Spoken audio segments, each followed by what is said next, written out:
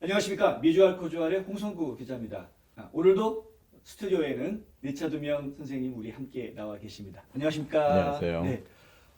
야, 이제 날씨가 벌써 추수감사절이 지났어요. 지났네요. 예. 이제 크리스마스 좀 있으면 크리스마스.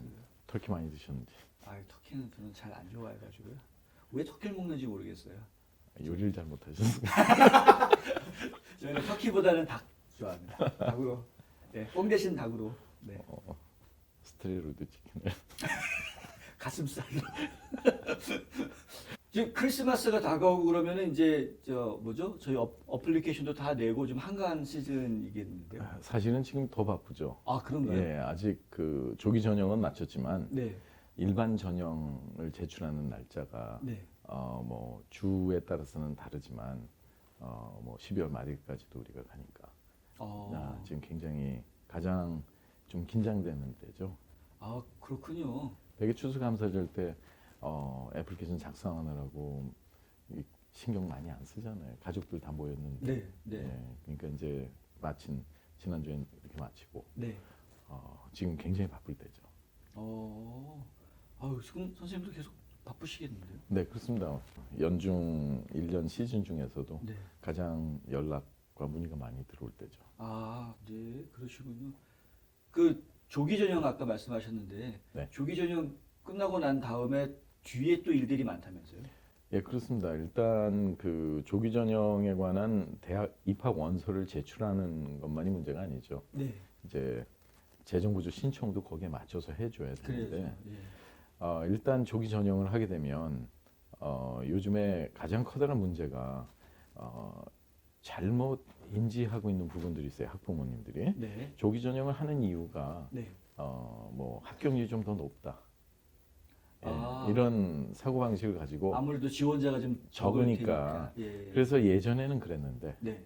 지난 한 2년 동안 밀레니얼 베이비가 한 30-40% 늘어나다 보니까 네. 지원자가 늘다 보니까 누구든지 제가 조기 전형 거의 안 하는 학생을 못 봤어요.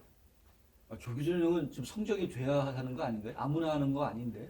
그러니까 오히려 성적이 좀 안 되기 때문에 더 합격 유리하지 않을까. 네. 예, 그렇게 하지만 이제 문제점이 대학마다 그 입학 사정관이 한 30여 명 정도밖에 안 돼요. 예, 네. 클래리컬 서포트까지 합해서 전화 받아주고 네, 해가지고 하다 보니까 그 업무가 너무 과중이 되죠. 네. 그래서 자체적으로 요즘에는 모든 게 전산화가 돼 있기 때문에 그 대학에서 선별을 해내죠. 네. 네. 애플리케이션을. 예. 그래서 지원자들의 거의 한 70여 % 정도를 네. 아예 오토매틱ally 그냥 디퍼를 시켜버려요. 입학사정관이 서류 보지도 않고 그냥 거기 올라가기도 전에. 와. 예, 그냥 편지가 날라가죠. 네. 지금 조기 전형을 지원했지만 네. 절대로 불리한 건 아니다. 네. 그 지원자에게 레귤러에서 일반 전형에서 같이 보겠다. 우리가 지원자가 너무 많아서. 조기 전형 떨어졌다는 얘기 그렇게 하는 거군요. 그러니까 떨어진 건 아니죠. 예. 그러니까 이제 일반 전형으로 해서 같이 보겠다. 네. 그렇지만 동의를 해야지 진행할 거 아니에요. 네. 네. 예, 그러니까 이 서류에다가 사인을 해서 보내라. 네. 그런데 by the way, 네. 이 추천서 하나만 더 넣어달라. 이렇게 되는 거예요. 예, 근데 이제 문제가 그 조기 전형을 우리가 발표하는 그 시기가 예. 미국은 12월 15일에서 한 18일 사이 정도에 발표가 나요. 조기 전형 결과가요? 그렇죠. 네. 그런데 주 정부에 따라서 네. 그 겨울 방학이 다 다르지 않습니까? 그렇죠. 네. 일반적으로 기준 보면 이제 뭐 크리스마스 전 바로 한 며칠 전에 보통 방학들을 하는데 네. 뭐 조지아라든가 네. 뭐 캘리포니아라든가 네. 이런 데는 일주일 정도 더 빨리 하거든요. 네. 예. 그러면 이제 학생들이 조기 전형에 대한 기대가 굉장히 높아요. 네. 마치 지원하면 다 될 것처럼. 이제 그런 걸 우리가 착각이라 그러는데. 네. 네. 근데 다 디퍼 아니면 웨이팅. 그러니까 웨이팅이라는 거는 그냥 벤치에 앉아 있으라는 거예요. 부르면 오고 아니면 끝이고. 예, 그거보다 나쁜 거는 물론 리젝션. 아, 예, 아예 기회도 없는. 예. 예, 하지만 그러니까 디퍼를 또 많이 시키는 이유 중에 하나가 대학이 네.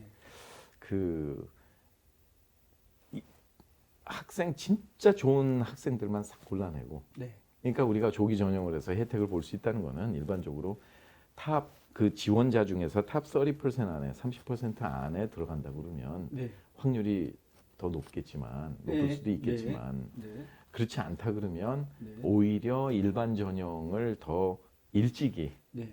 해서 많이 지원하는 게 훨씬 더 효율적일 수가 더 있어요. 여러 학교에다가 지원하는 거. 학교 입장에서는 좋은 학생은 어떻게 하면 적은 돈으로 네.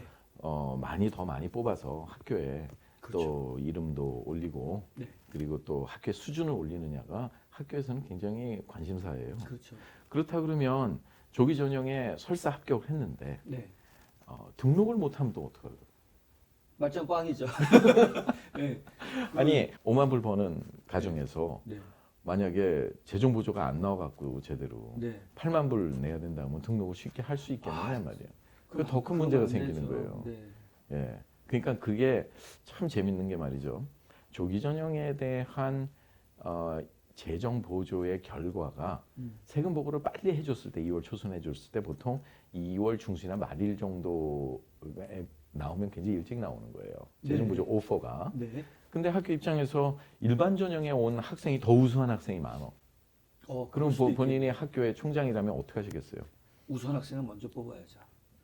그거는 다 똑같은데. 그 조기 전형에 온 학생들을 지금 떨궈내는 방법을 연구해야 되겠네요. 그 되게 마음이 나쁜 거 아니에요? 퍼블릭에서는 얘기할 수 없는 네, 그들만의 고민이네요. 그들만의 고민이죠. 네. 예를 들어서. 네. 예, 그러면 네. 기본적으로 어떻게 해야 되겠어요? 재정보조의 흠집을 잡아야 될 거 아니에요. 예를 들어서 네. 일반적으로 우리가 재정보조에서 요즘에 연방정부에서 계산하는 공식이나 이런 게 굉장히 좀 터프해졌어요. 네. 그러다 보니까 재정보조에 있어서 연방정부나 주정부에서 나오는 지원금이 적어지니까 네. 학교에서 갖는 부담이 높아졌죠. 네. 우리 학교가 전체 총 들어가는 비용이 82,000달러가 들어가는데 연간. 네. 네. 가정 분담금을 뺀 다음에 우리 학교는 뭐 97%를 재정 보조를 준다. 그러면 뭐 만 불이 가정 분담이 나왔으면 7만 달러에 대한 97%의 재정 보조를 주는데 네. 그 중에 뭐 무상 보조가 82%라든가 이런 식으로 항상 그 학교의 평균 표준 퍼센테이지들이 있습니다. 네. 네. 근데 인원이 많아지고 그 연방 정부 주정부의 지원금이 줄어들게 되면 네. 퍼센테이지는 맞춰줘야 되잖아요. 네. 그러니까 학교의 부담이 높아지는 거죠. 음. 그렇다 그러면 학교에서 그 부담을 예를 들어서 그 충족시키면서 많은 학생을 더 리크루트를 하려면 네. 선발을 하려면 재정 보조를 정확하게 더 자세하게 파악하려고 그러겠죠. 그렇죠. 옛날엔 좀 덜 파악했었는데 네. 네. 지금은 끝까지 파고들어서 아. 얼마라도 가정 분담금을 더 늘릴 수 있도록 철저한 파악을 하려고 드는 게 학교겠죠. 그러면 학교의 컨트롤이 더 높아지는 거예요. 근데 학교는 그럴 수밖에 없는 게 지원자가 너무 많아졌으니까. 그렇죠. 뭐. 예를 들어서 뉴욕 유니버시티 NYU 같은 데가 네. 아이들이 뭐 제가 캘리포니아 사무실 가도 NYU를 안 넣는 학생들이 거의 없어요. 오. 그리고 여기에 에머리를 안 넣는 학생이 거의 없고 조지아 텍을 안 넣는 학생들이 거의 있고 계속 서부에서 굉장히 인기 있는 학교들 중에 하나예요. 오, 네. 문제는 그렇게 지원자가 많아지니까 밀레니얼 베이비 부모들이 많아져서 네. 하여튼 가정마다 굉장히 많죠. 네. 지금 저희 부모님 때에서 저희를 많이 남았기 때문에 뭐 어쩔 저희- 수가 없어요. 이민을 많이 받았다 보니까 우리는 뭐 부모님처럼 많이 낳지는 않았지만 이 벌써 미주 교포만 해도 네. 한 220만, 30만 우리가 270만까지 얘기하는 분들도 있어요. 뭐 네. 검증할 수 없는 분까지 언다큐먼까지 따지면 그렇죠, 그렇죠. 네. 그렇죠. 그러면 오죽하겠어요, 그죠? 감사 270만이면 한국의 인구가 네. 5천만, 그렇죠, 5천만. 남한 5천만이면 네. 거의 뭐 한 5%가 넘는 6%, 네. 6% 정도 되는데 그렇죠. 그러니까 한국 정부가 좀 생각 좀 많이 해야겠네요. 왜냐하면 전 한국 민족의 거의 6%대가 미국에 와서 지낸다 그러면 우리 동포 자녀들도 좀 한국 정부가 이 여기 미국 대통령이 마련한 근로장학금 같은 것처럼 네. 자기 국민이 아닌데도 네. 영주권자는 미국 시민이 아니잖아요. 그렇네요. 영주권자는 네. 영주를 한다 네. 뿐이지 네. 미국 시민이 아니에요. 네. 한국 시민이지. 그렇네요. 그렇죠? 예. 그런데도 동등한 대우를 해주니까 네. 이런 나라가 어디 있어요? 이래서 교육의 천국이라는 거예요. 음. 이게 우리가 좀 배워야 될 거예요. 우리 한국 정부가. 네. 그래서 여기 나와 있는 거의 6%대에 달하는 우리 대한민국 동포들의 가정의 자녀들이 성공할 수 있도록 한국 정부에서 좀 신경을 써야 될 때가 된 게 아닌가. 예, 네. 그렇죠. 강력하게 한번 어필해 보시죠. 한국 정부에. 특히 다른 나라랑 달라서 미국은 기초연구 분야에 투자가 많은 나라니까. 그러면요.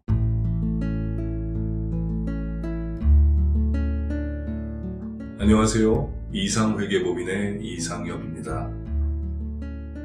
30년 동안 아틀란타 한인사회에 봉사한 역사와 경험을 바탕으로 여러분들의 세무회계 관리와 재정 은퇴 계획을 상담해드리고 있습니다. 부자되세요.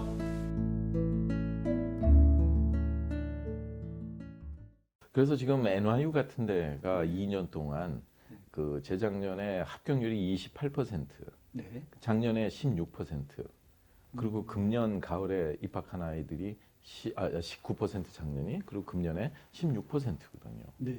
그러면 우리가 보기에는 대표적으로 28%에서 16%를 빼면 12%가 합격률이 떨어졌다고 네. 뭐 그냥 그럴 텐데 네. 사실은 합격률의 감소는 28분의 16이 떨어진 12가 떨어진 거죠. 네. 그러니까 거의 40%. 3% 4% 네. 정도 되는 거죠. 네. 네. 그만큼 지원자가 많아졌다는 거예요. 그럼 우리가 생각을 해야 되는 게 지원자가 많아졌다는 거는 그 같은 풀에서 네. 성적이 같은 애가 그만큼 그만큼 많아졌다는 거죠. 아. 그러니까 우리가 입학 사정을 할 때 재정 보조를 잘 받으려면 그 대학에서 네. 더욱더 선호하는 학생, 얘가 꼭 등록을 해줬으면 좋겠다 네. 하는 그런 학생이면 훨씬 좋겠지만 음. 우리가 그거를 학교에서 그렇게 선호하는 방법에 있어서 평가 기준이 네. 성적만 갖고 하는 게 아니라는 사실을 우리가 알고 있어야 돼요. 네. 네. 미국에는 전인적인 교육을 중시하기 때문에 네. 애플리케이션을 보시면 네. 우리가 일반적인 대학에서 쓰는 커먼 애플리케이션에 보면 네. 에듀케이션 섹션에 네. 뭐 honors and distinction이 왜 나와 있어요? achievement이 뭐냐? 네. 그게 어느 레벨이냐? 이게 네, 네. 카운티냐, 리저널이냐, 네. 뭐 스테이시냐, 리저널이냐, 내셔널이냐, 인터내셔널이냐. 그리고 뭐 무슨 클럽 활동을 했냐, 엑스트라 커리큘러 액티비티가 뭐냐. 이거를 왜 기재를 하냐 이거예요. 네. 뭐 엔지니어링 하고자 하는 애가 엔지니어링 전공하는 애가 왜 밴드를 하고 그러니까. 왜 오케스트라를 해야 되냐. 네, 네. 예. 그렇지만 이렇게 전인적인 한쪽에 편중된 교육을 받지 않고 전인반적인 교육을 인성 교육을 잘 받는 것을 지향하고 있기 때문에 네. 우리가 거기에 맞춰서 입학 사정을 준비해서 학교에서 평가하는 방법마다 다르지 않습니까? 네. 네. 우리 학교는 어떤 거를 더 중점적으로 보겠다. 네. 퍼스널 퀄리피케이션을 더 중요하게 보겠다. 네. 한 학교가 있고 어느 학교는 우린 GPA를 우선으로 뽑겠다. 네. 그러니까 학교의 교육 이념과 철학이 다르잖아요. 네. 예, 그러니까 거기에 맞춰서 우리가 준비를 해야 되는데 방향이 맞아야 된다는 거예요. 빨리 뛰는 게 중요한 게 아니라. 네. 네. 네. 예. 한참 달려가다 보니까 방향이 잘못돼서 망토리에서 떨어지면 또 어떻게 근데 될까요? 말씀을 듣다 보니까 제가 갑자기 떠오르는 질문이요. 네. 아까 그 조기 전형 같은 경우에는 입학 사정관한테 서류가 가기도 전에 자동으로 오로메디컬리 기포가 많이 생긴다고 하셨잖아요. 예, 조기 전형뿐만이 아니에요. 일반 전형. 일반 전형도? 예. 그러면은 그거를 자동으로 선별하는 거는 지금 얘기하시는 그런 그 어치브먼트 같은 거는 이건 주관식처럼 써야 되는 건데 그걸 오토메디컬리 그거를 파악하기는 어려워. 그거는 벌써 이미 네. 1986년서부터 있던 옛날 테크놀로지예요. 아, 네. 예, 왜냐하면 그때 뉴올리안스에서 우리가 그 입학 사정관이 다 모여서 이렇게 전국이 이제 네트워크로 연결된 거예요. 네. IBM. 네. 예, 그래서 슈퍼컴퓨터로. 네. 그 단말기 생각나시죠? 네, 그럼요. 따각하면서 네. 띠띠띠띠띠띠 네. 하면 VPN으로 연결되는 거예요. 예? 네. 그러니까 보니까 모든 비행 정말 예. 오랜만에 들어. 네. 그 문제는 전부 다 제출해주는 정보가 점수로 바뀐다는 사실을 알아야 돼요. 그래서 셀렉션하는 과정을 텍소노미라고 부르는 거예요. 네, 네, 네. 예. 텍소노미. 그러면은 거기에 어떤 것들이 계산이 되나요? 그러니까 예를 들어서 우리가 세 가지를 보겠죠. Academy Index Area, 그러니까 GPA라든가 클래스 랭크나 아니면 뭐 SAT나 SAT1, SAT2, 뭐 AP 스코어 이런 게 전부 다 academic 하잖아요. 그걸 Academy Index라 그래요. 예. 우리가 잘 알아야 되는 게 워낙 인원이 많다 보니까 네. 지원을 하게 되면 그 Academy Index Calculator라는 게 있어요. 아 이건 내 얘기해도 오늘 비밀이 그냥 비밀이 공개가- 공개가 됐네 그냥. 네, 네, 그런데 이 많은 실수를 하는 게 네. SAT2를 우습게 생각하는 분들이 있어요. 필요 없다고 예, 말하는 분이 있어요. 엑스트라로 테이크 해야 되니까. 네. 근데 대학에 따라서 SAT2가 없으면 점수가 없으면 네. 그 캐큘레이터 점수가 아예 안 나오는 학생들이 있어요. 아. 그런 학생들은 우선 선발 대상이 안 돼요. 아. 그러니까 입학 사정도 1차, 2차, 3차가 있어요. 네. 그 먼저 합격 통보가 일찍이 날라온 애들 1차에 되는 애들이 대부분이 재정 부조가 잘 나와요. 네. 예, 우선순위. 네. 그다음에 거기서 이제 합격, 불합격, 언디사이드 가면 또 2차, 네. 또 3차까지. 3차에선 거수를 할 수도 있고. 그렇지만 뭐 합격률은 더 떨어지는 거겠죠. 네. 그래서 이런 게 전적으로 우리가 활용을 해야 되는데 재정 부조의 신청이 왜 중요하냐면 네. 신청을 할 때 어느 학교를 내가 넣는지 코드는 볼 수가 있어요. 네. 신청 내용은 못 봐도. 네. 그게 이제 굉장히 중요한 노하우죠. 왜냐하면 학교끼리 서로 경쟁하는 학교끼리 넣어줘야 될 거 아니에요. 연방정부 재정보조 신청 양식이라는 거는 FAFSA라고 우리가 하죠. Free 네네. Application for Federal Student Aid. 네. 그 FAFSA의 코드를 한 번에 10개씩 밖에 못 넣어요. 그러니까 내가 16개 학교를 어플라이 한다. 네. 그러면 처음에 넣는 그 10개 그 배치가 어떤 컨비네이션을 할지를 잘 따져서 해요. 아, 그렇군요. 네. 더 이상은 안 가르쳐 주고. 영업 네, 알겠습니다. 네. 아, 그렇군요. 아주 굉장히 이 신경을 많이 써야 돼요. 그거는 네. 뭐 일반 학생들 당연히 알기가 어려울 거고 부모님들도 당연히 뭐 알 수가 없는. 아, 더군다나 요즘에 그 뭐 퀘스트브릿지 뭐 이런 식으로 하지만 네. 그게 크게 말하면 요 다음 시간에 좀 자세하게 더 얘기 드리는데 알겠습니다. 네. 크게 말하면 원래 재정보조의 신청이 입학 사정에는 영향을 미치지 않는 니드 블라인드 팔러스를 쓰는데 네. 퀘스트브릿지가 사조직이잖아요, 사실은. 그렇죠. 정부 기관이 그 이 주정부 기관이 아니잖아요. 네, 네. 예, 그냥 일반 인스티튜션이란 예, 말이에요. 그렇죠. 그렇지만 거기서 재정 보조에 대한 그 내용을 검증하는 기능이 약하기 때문에 제출한 정보를 대학이 기를 쓰고 검증을 해요. 그러면 결국은 내가 입학 사정을 하는 관점에서 내 내용을 다 제출해 줘야 되냐. 세금 보고서도 제출하고 뭐 다 해서. 그럼 학교에서는 얘를 합격시키면 장학금을 더 줘야 되는데. 왜냐하면 다 커버되지 않는 부분 같은 경우는 저희가 재정 보조도 또 해줘야 되는 부분들이 있거든요. 네, 네, 예. 네. 그러면 그게 영향을 미칠 수도 있다는 거예요. 그러니까 니드 블라인드 팔러시를 우리는 연방 신청 양식을 통해서 제출을 하지만 그런 사기관을 통해서 눈에 안 보이게 니드 어웨어 방식처럼 바뀌어버리는 경우들이 많아요. 그래서 퀘스트브릿지는 다 됐는데 학교를 매칭을 넣어줬는데 학교는 다 떨어지어서 혜택을 못 받는 경우도 다반사라는 걸 아셔야 됩니다. 그렇군요. 퀘스트브릿지라는 거는 그 진짜 똑똑하고 진짜 아이비급, 아이비 캘리버가 되는 학생이지만 너무너무 정말 가정이 힘들어서 예. 그런데 오히려 가정은 그렇게 힘든지 않은 중산층인데 네. 그렇게 진행을 하게 되면 오히려 괘씸죄가 그렇군요. 적용될 수도 있겠지 정말 않겠습니까? 가정이 어려우신 분들만 생각할 수 있는. 그러니까 퀘스트브릿지 한 1년에 한 2만 8천 명 정도 어플라이 하지만 뭐 뽑는 거 한 2천여 명 뽑지만 그렇지 않아도 워낙 똑똑한 애가 많아요. 그렇죠. 예, 요즘에는 네. 그 부모님들이 착각하는 게 굉장히 많죠. 우리 애들은 다 천재라고 생각하잖아요. 부모님 마음은 다 똑같은. 아니 예전에는 GPA가 네. 4.0 만점에 4.0이고 그거 뭐 우리 애가 그런데? SAT도 이렇게 하면 그러면 네. 진짜 똑똑하구나. 천재죠. 예. 그랬는데 요즘에는 네. 너무 많아요, 만점이. 그래요? 그래도 우리 애는 졸업식 때 맨 앞줄에 앉았는데. 오래 전이니까. 그러니까 네. 흰머리 나시기 전에. 아, 예. 알겠습니다. 그러니까 그래서 사전 설계가 그렇게 중요한 거예요. 제가 네. 칼럼을 그동안에 한 1,200 칼럼 정도가 나갔는데 네. 이 뭐라 그럴까 사전 설계를 그렇게 강조를 해도 사전 설계를 소홀히 생각하시는 분들이 많습니다. 그러니까 사후 설계, 근데 주사자 아니에요.